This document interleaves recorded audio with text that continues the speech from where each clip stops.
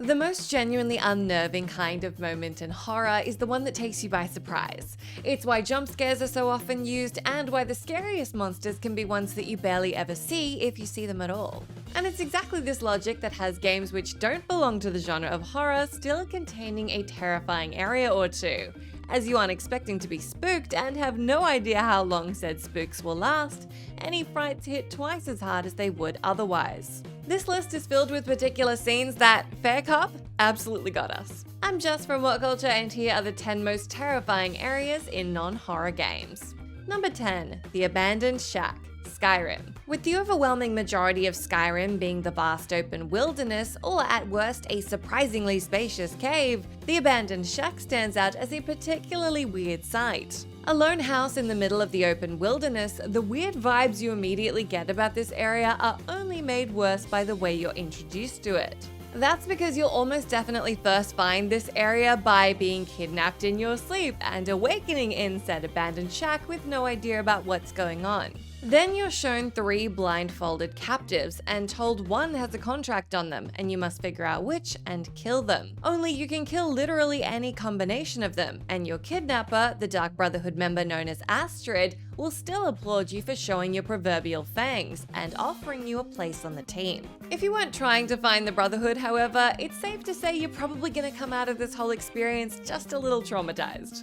Number 9. The Mutant Nests, Rage 2.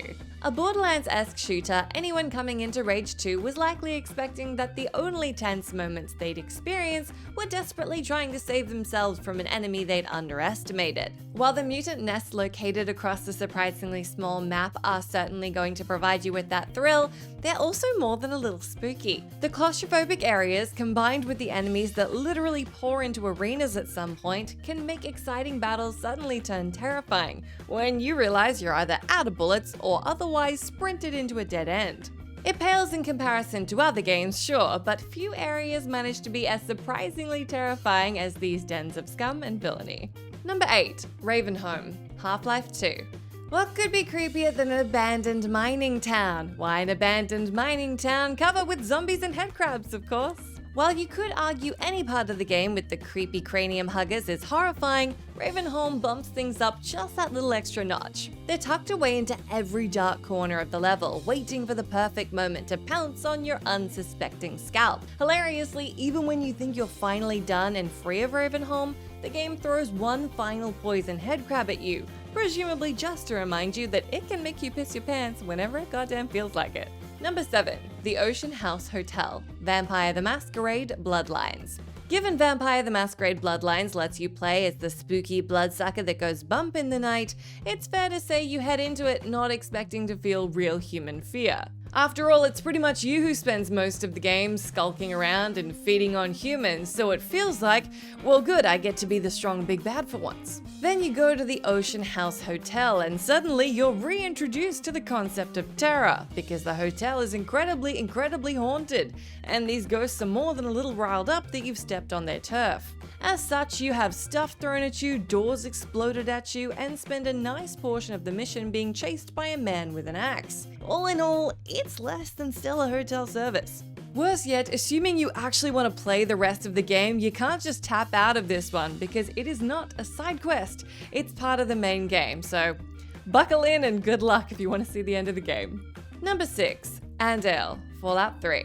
Nothing says real, genuine horror quite like cannibalism, which is exactly what makes the humble town of ANDALE so dang scary, as an inspection of the village reveals a basement where it's made clear the townspeople have been chowing down on their fellow man. This is made twice as creepy by the fact that said inhabitants aren't the conventional drooling animalistic monsters, but rather polite, well-spoken people who are surprisingly relaxed when you tell them you found out their dark secret. So much so that they even offer to let you share in their fleshy spoils.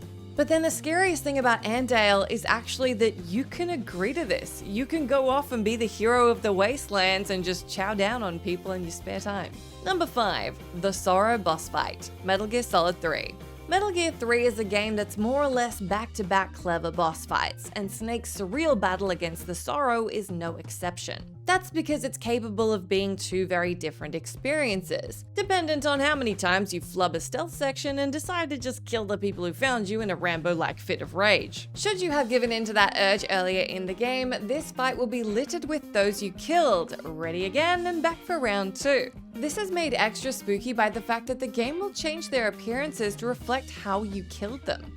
So if you get them on fire, prepare to see some blazing bad guys. Ate a vulture that feasted on an enemy you killed, prepare to hear them say, "You ate me," and then spend forever thinking about the fact that you made poor Snake a technical cannibal. Even if you played Snake as a massive Zen pacifist and didn't kill anybody, the scene is just as creepy, as you're then left following the Sorrow through an empty mist-filled swamp until you either find his body or he decides to kill you. Number 4. Professor Pig's Base, Batman Arkham Knight. Despite being a relatively new addition to Batman's Rogues Gallery, Professor Pig has managed to awaken a unique sense of horror in everyone who's seen him in the comics, the Gotham TV show, and most importantly, in his appearance in Batman Arkham Knight. After chasing the porcine crime hound down through scanning a series of torture victims and discovering his lair, you're almost immediately filled with regret because it is profoundly creepy. Pig has made his home in the Pretty Dolls parlor, which is stacked to the brim with mannequins to set the awful tone of the area. The villain himself is waiting down in the basement where he's carving up his latest victim. Step inside his operating theater and a posse of his lobotomized henchmen leap in from the balcony, setting up for a truly horror-inducing boss battle.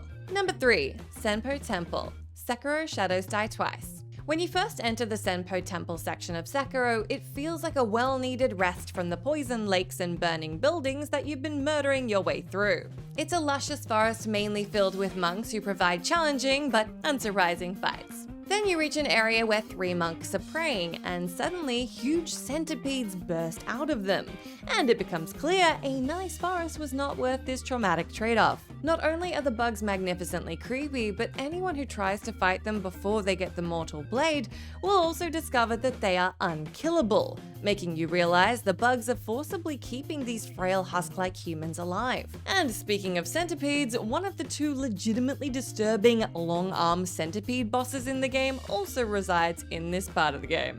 All of this in an area that you can just accidentally fall into, as if you haven't suffered enough. Number 2. The SHALEBRIDGE Cradle, Thief 3. When it comes to pretty scary areas in otherwise non-horror games, the SHALEBRIDGE Castle in Thief 3 is pretty infamous. Because where you're normally robbing from the notably human aristocracy, SHALEBRIDGE has you enter a former orphanage that's been repurposed into also being an insane asylum at the same time. Which, yeah, is exactly as awful an idea as it sounds. And instead of being guarded by your conventional human knights, the cradle is protected by animated puppets, who move with all the disjointed menace of a successfully terrifying horror movie monster. Worse yet, it becomes apparent that the puppets are made from the dead bodies of those who died in the asylum, brought back to life to take you down. All in all, not the friendliest environment. Number 1. The Secret Laboratory, Undertale. Although it deals with some pretty dark subject matter at points, the vast majority of Undertale is perfectly suited to being a kid's game. Although this is largely because its most terrifying area is open to only the most intrepid of explorers. After doing a successful pacifist run by not killing any monsters and completing the extra dating section that you can start between 2 of the characters, it's complicated, you can gain access to the secret lab. The laboratory is hidden within the scientist Dr. Alphys' own lab and contains all the dark secrets regarding the experimentation done on the monsters of the land in order to try and help them escape the mountain they're trapped within. It also contains the remains of said experiments, meaning you have to meet a frankly horrifying collection of maimed monsters, including those that have been forcibly joined with other creatures. And yeah, that's about as horrible as it sounds. That's the end of our list, but let me know down in that comment section if you can think of any other terrifying areas in otherwise non-terrifying games. As always, I've been Jess from What Culture. Thank you so much for hanging out with me. If you like, you can come say hi to me on my Twitter account where I'm at Jess McDonald, but make sure you stay tuned to us here for plenty more great gaming lists.